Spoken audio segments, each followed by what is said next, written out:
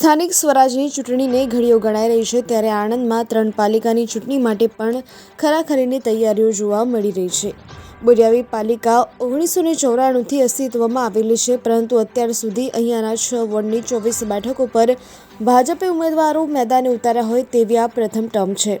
અત્યાર સુધી અહીંયા કોંગ્રેસ, એનસીપી અને અપક્ષના ઉમેદવારો જીતી બોરિયાવી પાલિકાનું સુકાન સંભાળતા આવ્યા છે। 2 ટર્મ પૂર્વે ભાજપે 12 બેઠકો પર ઉમેદવારો ઉતાર્યા હતા, ત્યારે પણ 7 જેટલા ઉમેદવારો જીત્યા હતા, જેથી અપક્ષ ઉમેદવારોના ટેકાથી ભાજપને પાલિકાનું નેતૃત્વ કરવાનો મોકો મળ્યો હતો। પરંતુ આ વખતે ભાજપે મેદાનમાં તમામ બેઠકો પર પોતાના ઉમેદવારો ઉતાર્યા છે અને બોરિયાવીમાં શક્તિ પ્રદર્શન દર્શાવવા ભવ્ય રેલી યોજી મતદારોને તમામ ઉમેદવારોને જીતવા અપીલ કરી હતી।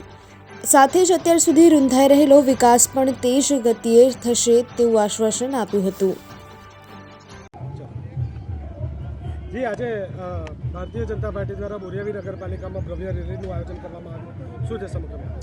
આજે બોરિયાવી નગરપાલિકાની અંદર અમારા જે ભારતીય જનતા પાર્ટીના 24 ઉમેદવારો જ્યારે ઉતાર્યા, ત્યારે આજે 14 તારીખે છેલ્લો પ્રચાર પ્રસારના પડઘમ 5 વાગે જ્યારે પૂર્ણ થાય, ત્યારે અમારા ભારતીય જનતાના તમામ ઉમેદવારો અને અમારા કાર્યકરો સાથે વિજય વિશ્વાસની આજે રેલીનું આયોજન કરીને મોટી સંખ્યાની અંદર તમામ સંખ્યા જોડાઈ છે અને ભારતીય જનતા પાર્ટીની નગરપાલિકા બોરિયાની અંદર ભગવો લહેરાશે અને બહુમતીથી અમારું જે બોર્ડ બેસે એવો આપના માધ્યમથી જનતાને પણ કહેવું છે અને આપને પણ કહું। નગરપાલિકા હદ વિસ્તારની અંદર ભવ્ય રેલીનું આયોજન, સૌનો સાથ, સૌનો વિકાસ, સૌનો વિશ્વાસ અને સૌનો પ્રયાસ।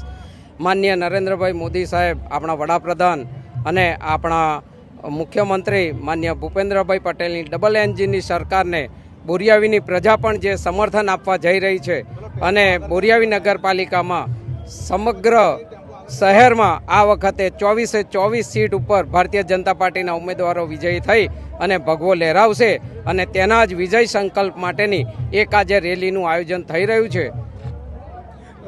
ભારતીય જનતા પાર્ટીએ પ્રથમ વખત તમામ બેઠકો પર ઉમેદવારો મેદાને ઉતાર્યા। ભારતીય જનતા પાર્ટીએ સૌ પ્રથમ 2008માં મેન્ડેટ આપવાની બોરિયાવી નગરમાં શરૂઆત કરી, ત્યારે 12 ઉમેદવારમાંથી ભારતીય જનતા પાર્ટીના 6 ઉમેદવાર અને 5 અપક્ષના સહકારથી તે વખતે પણ આપણે ભારતીય જનતા પાર્ટીનો ભગવો લહેરાવ્યો હતો, પણ આ વખતે ભારતીય જનતા પાર્ટી સંપૂર્ણ બહુમતી સાથે બોરિયાવી નગરમાં ભગવો લહેરાવશે।